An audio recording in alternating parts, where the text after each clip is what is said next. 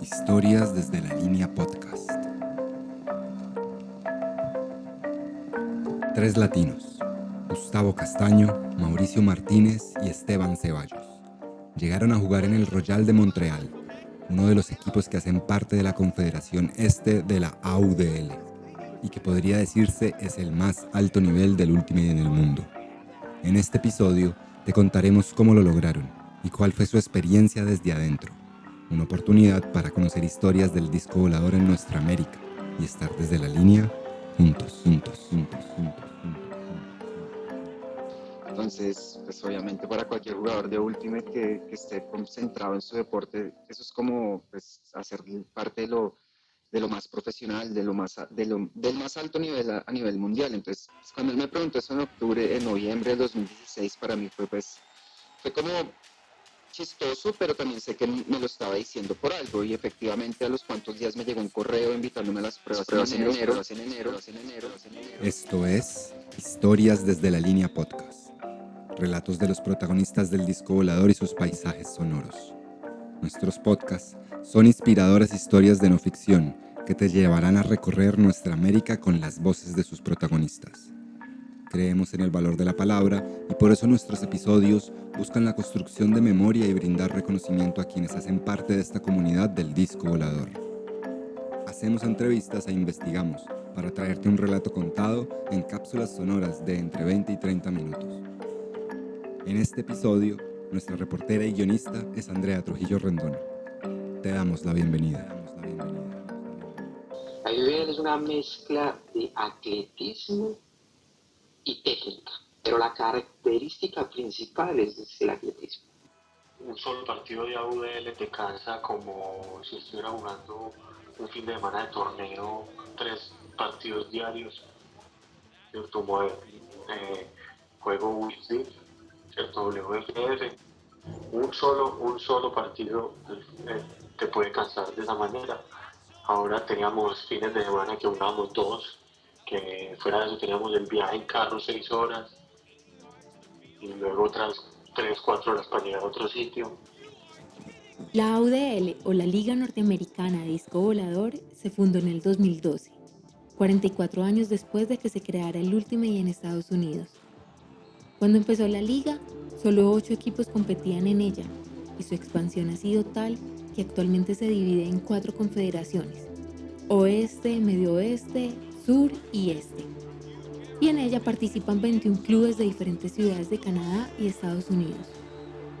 La Confederación Este es considerada la más competitiva, y de ella hace parte el Royal de Montreal, equipo por el que han pasado 3 jugadores latinos, quienes generosamente nos contaron sus historias. Parece que el Ultimate que se conoce en el mundo y que se juega en Latinoamérica, con las reglas de la WFDF, dista un poco de ese que se practica en la AUDL. Las dimensiones de la cancha son de 53 1/3 por 120 yardas, mejor dicho, 59 metros de ancho por 110 de largo, y esto tiene sus consecuencias. Las dimensiones del campo, yo creo que a la gente que no ha jugado AUDL le cuesta un poquito imaginarlo, pero que la cancha sea mucho más ancha, de verdad hace que el juego sea muy, muy físico, muy atlético. Muchísimo, el espacio es mucho más grande que el de terreno de Ultimate. Le toca cubrir mucho más espacio, los desplazamientos son mucho más intensos. Entonces cambia un poco. Yo creo que, honestamente, y yo creo que hay mucha gente que piensa como yo, la UDL es diferente al Ultimate. Eso no se puede calificar como el mismo deporte, yo creo. La línea en AUDL es bien diferente a lo que es la línea en WFDF. Digamos que en la línea en AUDL uno no está gritando ni haciendo tanto trabajo de línea. Es difícil de explicar, pero es diferente. Jugar con una cancha que tiene casi 20 metros más de ancho es súper distinto. El conteo a 7, el double team, los árbitros, el castigo con yardas. Hay árbitros, eso cambia mucho las cosas porque vos solo te concentras en seguir a tu jugador o estar en movimiento. cuando vos tenés que autoarbitrarte y eso cambia el mindset, la mentalidad. En tu cabeza pasan ideas diferentes, la concentración no es la misma. Es un Ultimate que está hecho para entretener. Entonces, ¿qué hacen? Por ejemplo, el conteo es hasta 7. ¿Eso qué es lo que implica? Que los jugadores tienen que soltar el frisbee mucho más rápido. ¿Por qué hacen eso? Porque les gusta que a la gente le parezca mucho más espectáculo. El terreno es inmenso, André, o sea, yo creo que es casi el doble que el terreno de Ultimate y eso cambia mucho porque no se aplican las mismas estrategias que vos puedes aplicar en Ultimate. Desde AUDL son tiempos de 12 minutos. 12 minutos y el último tiempo es el único los últimos 5 minutos son los que se juegan con el cronómetro parado. Eso quiere decir que cada que hay un llamado, el cronómetro se para, pero si no el resto de los tiempos se juegan sin parar el cronómetro, porque tienes solo 60 segundos para lanzar el pull después de que haces un gol. O sea que vos haces un gol, lo estás celebrando, pero en tu cabeza tienes que estar listo para qué está diciendo el técnico, qué está diciendo el coach, te quedas, sales, qué es lo que vamos a hacer, qué tipo de defensiva y qué vamos a hacer una vez que hagamos la defensiva. Entendiendo que estamos hablando de casi otro deporte, ahora sí queremos contarles cómo fue que estos 3 latinos llegaron hasta Montreal a jugar en las grandes ligas. Para Mauricio Martínez, 2 condiciones influyeron para que esto sucediera. Primero creo que es una institución, es un club que tiene una particularidad y es que está muy abierto a la participación de jugadores internacionales. Tal vez sea así en todos los equipos, pero yo creo que en ellos es súper notorio. Creo que hace parte como de la cultura de la ciudad. Es una ciudad que tiene pues muchos migrantes franceses, italianos, norteamericanos, latinos, africanos. Entonces creo que es una ciudad que está abierta como a darle la oportunidad a personas de otras partes del mundo. Que Gustavo ya llevara tanto tiempo en la ciudad y estuviera vinculado al equipo, pues creo que tener un colombiano ahí que lo haya hecho de una forma destacada fue un primer paso para cualquier colombiano que quiera, digamos, hacer parte del Royal. ¿Y cómo llegó Gustavo Castaño a ser parte de este equipo? Pues bien, para el 2008 viaja a Vancouver como uno de los capitanes de la selección Colombia Open y después de las competencias visita a su tío al otro lado del país, justamente a Montreal. Y llegamos al Mundial 2008 con un equipo, yo creo que era lo mejor que había en Colombia en ese momento. Objetivamente, ha sido una de las mejores selecciones que ha servido. Los mejores de Medellín, los mejores de Bogotá y algunos de otros jugadores. Había un jugador de Barranquilla, creo que también había un jugador de Cali. Creo que en ese tiempo todavía el último no se había expandido tanto. De un momento a otro, cuando llegué aquí, en una comida durante mi estadía en Montreal, mi tío me propuso: hey, ¿te quieres quedar? Yo te patrocino, aquí hay una forma de quedarse que se llama apadrinamiento. Apadrinar algo quiere decir que a vos te toca financieramente sostener a esa persona durante todo un año mínimo que dura todo el papeleo. Un año aquí viajando, jugando, aprendiendo otra lengua, todo pago, parce, quedar. En el 2012 me gané el premio al mejor entrenador de Canadá. Ahí tengo el video de una beca inclusive. Me tocó muchos años de trabajo, de disciplina, de gimnasio todos los días para poder ganarme la titularidad. Pero yo terminé siendo el armador central de la línea ofensiva del Royal durante 2 temporadas. A pesar del revuelo que causó en la comunidad la decisión de Gustavo de quedarse, el tiempo se encargó de demostrar que su accionar fue desde la legalidad y sin consecuencias para posteriores delegaciones.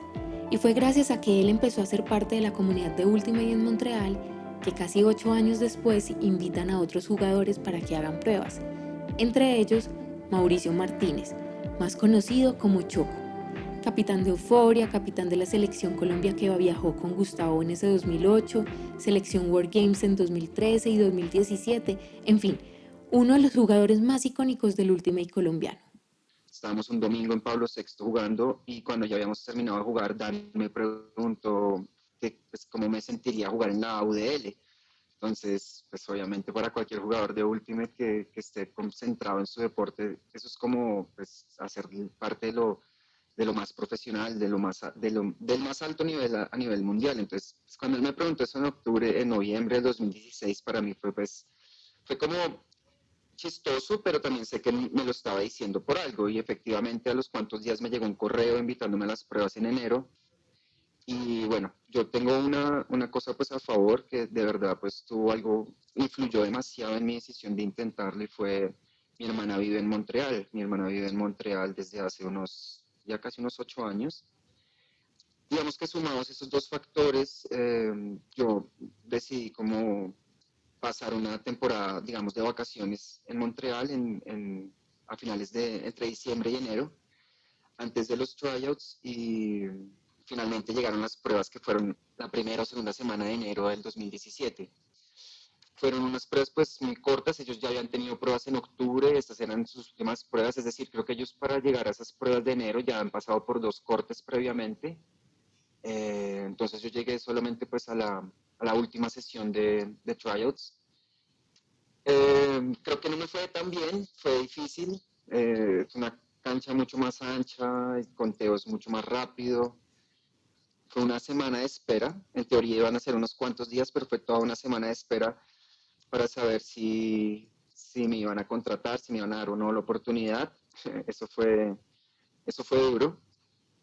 Y bueno, un domingo, las pruebas fueron un sábado y a los 8 días me llegó la llamada de este chico que te digo que maneja las contrataciones internacionales y me llamó a decirme que me daban la oportunidad, que tenía la oportunidad para participar de la temporada con ellos.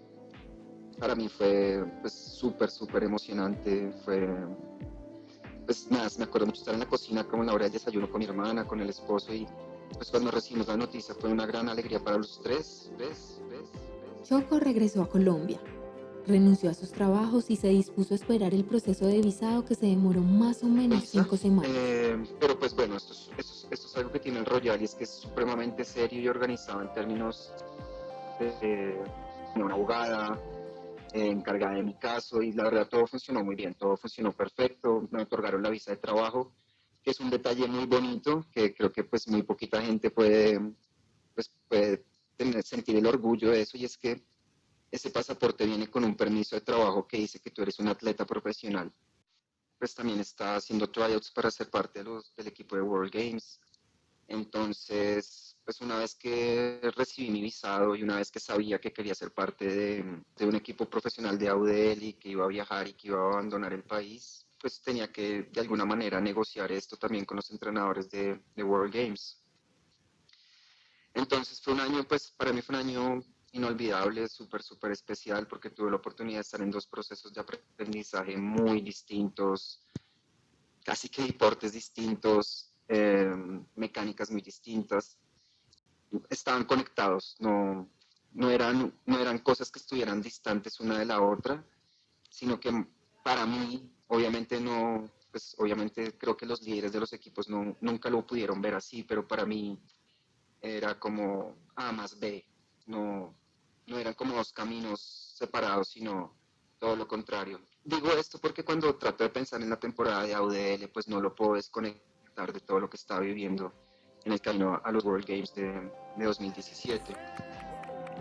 Mientras Choco jugaba World Games en Polonia, había otro jugador de esa selección que en el Royal estaban fichando, Esteban Ceballos, quien empezó desde muy joven a practicar Ultimate en un colegio de Medellín y que representaba por segunda vez al país en esas competencias. Durante el proceso de World Games fue que despertó, bueno, es hora de perseguir mi sueño.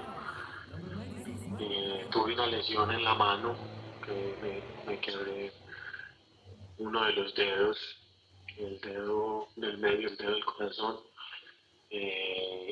y digamos que era una lesión de 2 meses y simplemente por esa idea que tenía en mi cabeza de ir a ese mundial, de ir a World Games, de ir a representar al país súper bien, me recuperé en 20 días, puro trabajo mental, puro trabajo de tengo que estar haciendo fisioterapia todo el tiempo, no puedo parar y seguía haciendo gimnasio, seguía yendo a lanzar, inclusive teniendo la lesión, lanzaba con la otra mano o intentaba lanzar así tuviera dolor y así poco a poco me recuperé y logré ir allá. Digamos que esa lesión yo la pongo en mi carrera como un despertar, pero el World Games me ayudó mucho para eso, tuve la oportunidad de estas 4 propuestas, era Dallas, San Francisco, cuando eso pues San Francisco tenía equipo, tenía la de Montreal. Entonces, bueno, no, yo decidí Montreal porque primero era una propuesta muy interesante, ellos me propusieron pues que me daban una visa de trabajo y que me ayudaban a pagar el arriendo acá donde vivo. Entonces, por ese lado súper bien. En Estados Unidos era muy difícil, tenía que ir a jugar como turista y, y bueno, no tendría ciertos beneficios que tienen los jugadores como pago por partido. No es un pago pues gigante, pero algo sí se compensa. Factor fundamental era Gustavo Castaño, él era el entrenador en ese momento de la ofensa del Royal y él fue el que me hizo la propuesta y pues el hecho de mudarme a Montreal. Ayudé a Esteban a venir acá. Una de las características principales en que yo vi a ellos fue esa, que él es una persona muy tranquila. Porque para poder encajar bien con esta cultura aquí, tienes que ser tranquilo. En principal, por eso es que él sigue jugando en el Royal, por esa característica, es porque es un jugador de equipo. Para el primero pasa el equipo, y eso es muy importante. Ese mensaje es súper importante para todos los jugadores que quieran llegar un día, llegar a la UDL. Uno necesita ser ambicioso y tiene que entender una cosa clara. La competición no es con los otros del equipo. La competición es contigo mismo. Tú tienes que ganarte a ti mismo, siempre es contigo, tienes que hacerlo mejor. Tú no compites con los otros del equipo. Los otros del equipo son tus compañeros, tus amigos, tu familia. Cuando tú logras entender eso, ya tienes un pie. Te voy a decir que venir a Montreal es una decisión difícil, muy difícil de tomar, después de tener algo estable, tener que venir aquí a luchar porque jugar profesional no es que me esté dando para vivir muy bien, ¿no? Las experiencias en el Royal de Montreal de estos 3 jugadores son muy disímiles. Gustavo por su parte estuvo desde la primera temporada del club y llegó incluso a ser entrenador. Choco fue invitado a hacer tryouts y solo jugó una temporada. Ceballos fue fichado en World Games y ha sido parte del equipo por 2 años consecutivos. Desde sus perspectivas, cada uno nos cuenta qué ha significado ser parte de este club y jugar en la liga profesional. Yo en el Royal, digamos que la forma como trabajó mi equipo, mi versión del Royal, como trabajó ese año tienen una línea ofensiva que de verdad es, digamos, los equipos de Ultimate de la UDL generalmente tienen unos 30 jugadores dentro de su roster, pero tú semanalmente solamente puedes alinear 20. O sea, tú puedes ser parte del equipo, pero no todas las semanas vas a jugar. Digamos que es algo que te tienes que ganar a lo largo de la semana. En esta versión del Royal, la ofensiva era una ofensiva que estaba muy, muy, muy consolidada. Era, digamos, yo nunca roté en la ofensiva, ni en entrenamientos, ni nada, muy lejos de eso, porque como te digo, es una ofensiva en alguna medida como muy sagrada. Difícilmente vas a ver que los entrenadores den alguna oportunidad a alguien diferente a entrar en esa ofensiva. Tienen una defensiva primordial como su defensiva favorita, probablemente la más fuerte, la más alta, la más rápida, y tienen una segunda defensiva. Yo estaba en esa segunda defensiva y de verdad que para mí fue una cosa demasiado valioso estar en esa línea porque creo que pues, siendo un líder de mis equipos de Euforia y de mis equipos universitarios de la Universidad Nacional, muchas veces uno no se da cuenta los zapatos del jugador que juega poco. Y lo que pasa es que cuando uno ya firma contrato y se viene y está aquí, está entrenando, encuentra un reto en cada cosa que hace con ellos. Porque en cada cosa que uno hace ahí se está ganando el puesto en la cancha. Ellos tienen, digamos que un listado de entre 28 o 30 jugadores y para los partidos solo llaman 25 o 24 jugadores. Y digamos que todos los jugadores que están inscritos con el Royal, que hacen parte del equipo, todos se quieren ganar el puesto, todos se quieren quebrar para estar ahí, para aportar al equipo, para ir y jugar a los juegos más importantes, digamos, a Nueva York. Es una experiencia muy buena, pero es difícil mantenerse en forma, mantenerse mentalmente fuerte.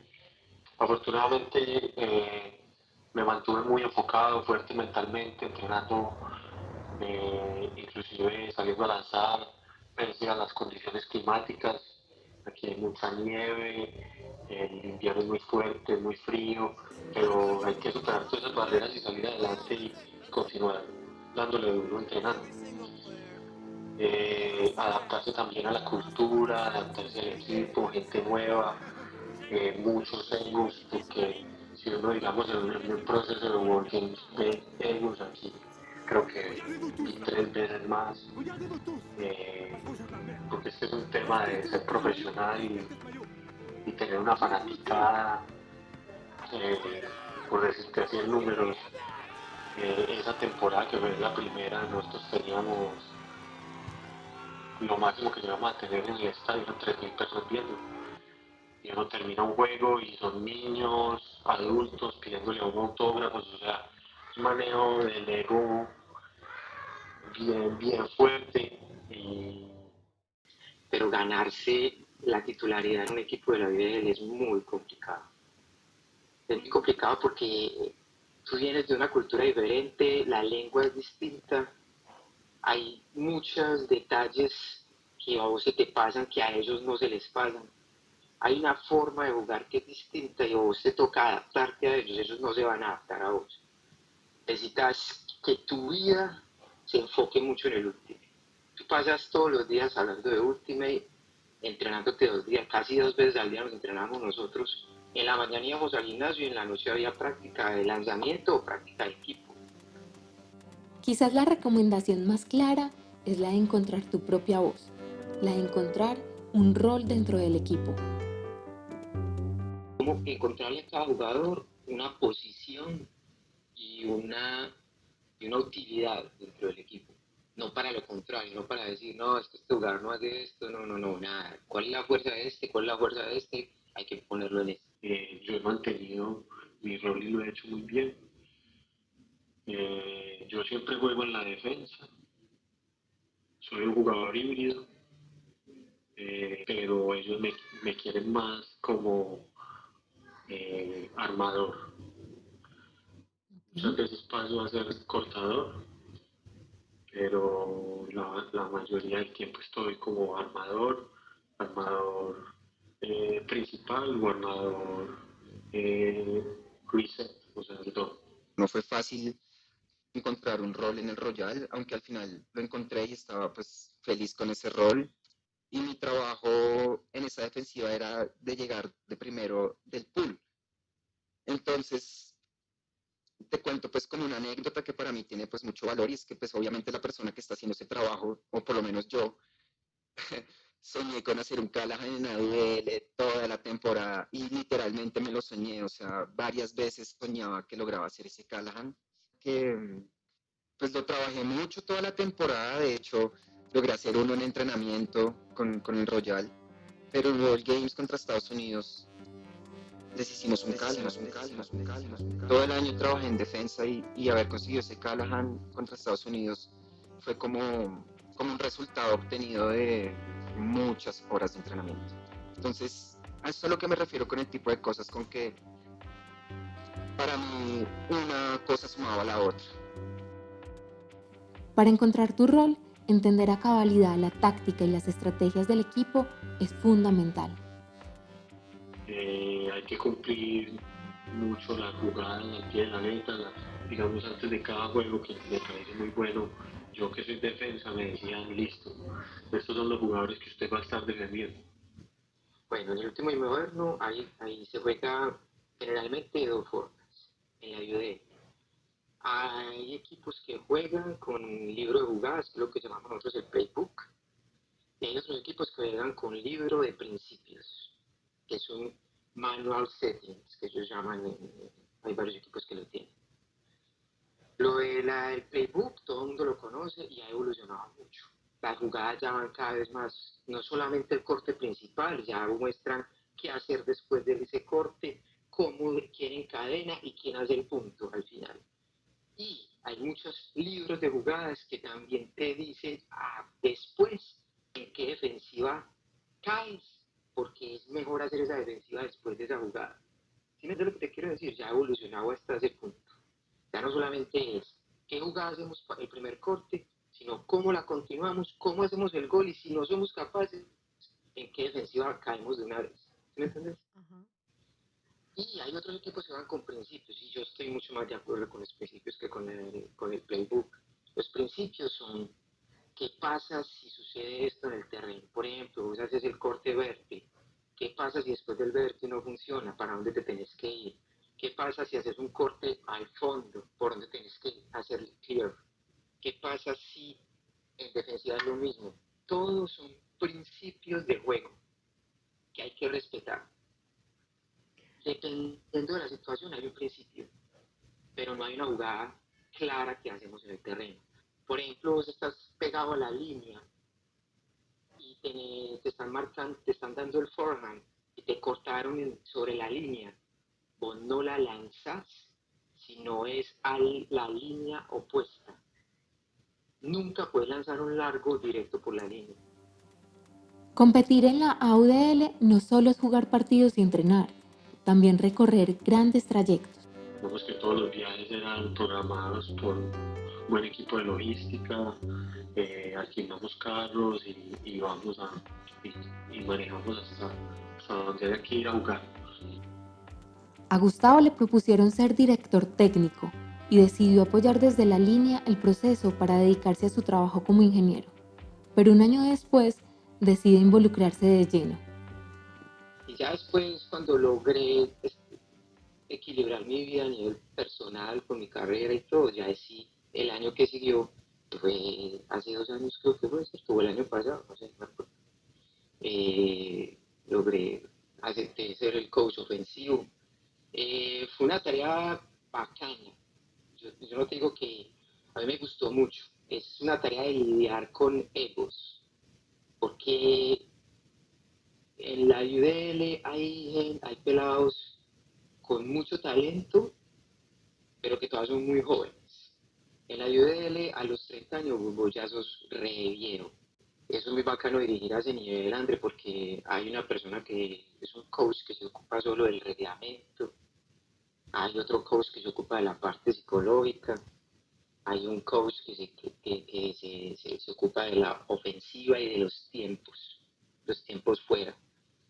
Todos los tiempos soy yo el que los gestionaba, y eso es una gestión complicada, ver cuándo pedir un timeout, cuándo no pedir un timeout, y eso puede cambiar el resultado de un juego. Y hay otro coach que se ocupa de la defensiva. Esa es un poco la dinámica de los equipos aquí. Tiene staff coach grande, tiene entrenadora que se ocupa de la psicología, que siempre ha sido desde hace años Guilain, coach principal, coach ofensivo, también tiene fisioterapeuta casi a tiempo pleno, hemos tenido acupuntura también casi a tiempo pleno. Este año recortaron mucho el staff, creo que está reducido a la mitad, solo dejaron un coach porque creo que financieramente la situación está difícil. Para llegar a dirigir equipos como esos, yo creo que hay que tener varias características, pues, como coach. La primera, yo creo que pues, la más clara es conocer el deporte, los conocimientos que vos tengas del deporte como tal. Eso es va a ser como la característica principal. Aunque no es la única, porque para dirigir a ese nivel se necesita también como ser una fuente de motivación. Vos tenés que ser capaz de motivar a los jugadores, ir a buscar en ellos lo mejor, encontrar en ellos lo mejor.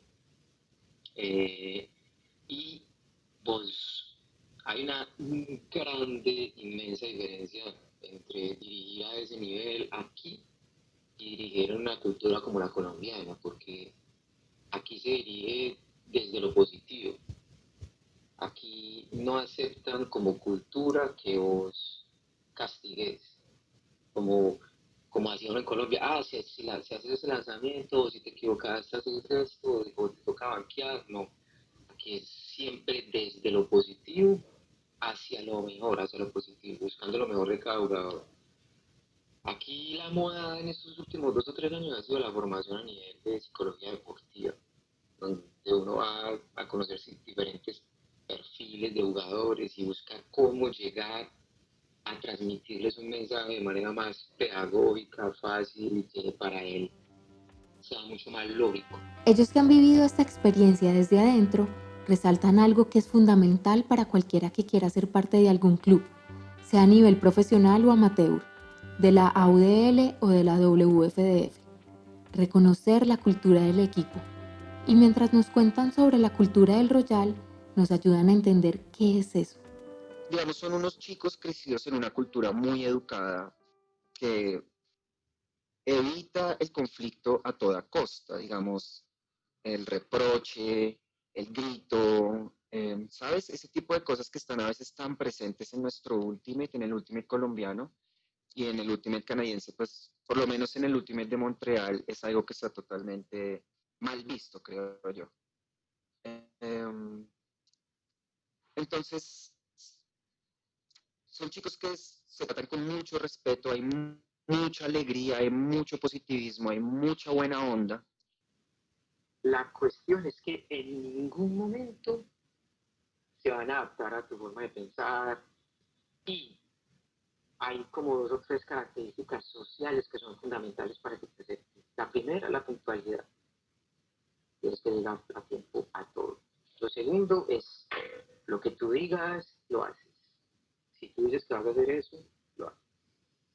Eso me parece muy importante también, y muy bacano en ese tipo de cultura. Y lo tercero es que te toca trabajar el doble de duro, porque si vamos a ser honestos, Andrea, ellos van a priorizar una oportunidad por un amigo de ellos aquí o alguien de esta cultura que uno que viene afuera. Entonces a vos te toca trabajar el doble de duro. En eso, pues obviamente es importante que un jugador que sale pues tenga muchas cosas presentes, muchas cosas claras. Yo le daría algunos consejos a esas personas que salen y lo primero es tratar de entender la cultura del equipo a la que estás llegando rápidamente. Demorarse en entender la cultura del equipo a la que estás llegando pues puede generarte conflictos, puede generarte dudas y eso no es bueno en una temporada corta. O sea, sí saber cuáles son los valores que el equipo más tienen predominancia, no solamente digamos en términos de el juego en sí mismo, sino como en temas del trato, el respeto, ser positivo, alzar la voz o ser negativo y gritar, digamos, qué es lo que se entiende en el equipo, que es, digamos, válido, que se puede entender como lo que hacemos en el equipo, qué hacemos cuando celebramos, qué hacemos cuando perdemos, cómo lo afrontamos. Y eso es una cosa muy importante para uno tratar de entender, pues que como yo lo veo, es que tiene que tratar de adaptarse, eso es el atleta, y tratar de adaptarse a la forma como el equipo entiende el ultimate, entiende la competencia, entiende la adversidad, los reveses y también cómo afronta las cosas cuando salen bien. Creo que es saber uno qué puede aportar, qué tiene uno para darle a ese equipo. Digamos, es importante saber uno qué que es en qué hace diferente a los demás, y aunque sean pequeños detalles, muy pequeños, aunque parezca que no son tan relevantes, uno tiene que encontrar en qué cosas uno es mejor que los demás, así sean cosas que parezcan bobas. Entonces, esos dos detalles creo que son súper importantes en el proceso de adaptarse a un equipo, a cualquier equipo obviamente, pero pues en este caso a un equipo profesional creo que es muy importante. Este podcast es una reconstrucción de nuestra memoria y un reconocimiento para quienes van abriendo caminos y crean nuevas posibilidades para las generaciones que vienen. Esto es Historias desde la Línea Podcast. Queremos agradecer a Gustavo Castaño, Mauricio Martínez y a Esteban Ceballos por contarnos sus historias en El Royal. Historias desde la Línea Podcast es una creación del equipo de trabajo de Desde la Línea. Para esta edición nos acompañaron Hernando Zapata Melo, desde la producción de audio y sonorización, Andrea Trujillo Rendón como reportera y guionista. Las portadas de las historias de esta temporada son elaboradas por la Musa Paradisiaca. Esperamos que hayas disfrutado de nuestro tercer episodio. Te invitamos a escuchar nuestros próximos lanzamientos y otros contenidos transmedia en www.desdelalinea.com, en Instagram y en Facebook como desdelalinea.tv o nuestro canal de YouTube Desde la Línea todo junto. Si no has escuchado nuestro anterior podcast, El Primer Bronce, podrás encontrarlo en nuestros canales. Y no te pierdas nuestro próximo episodio, Un disco rodando por Latinoamérica. Si te gustó esta historia, compártela con tus amigos y amigas. Hasta pronto.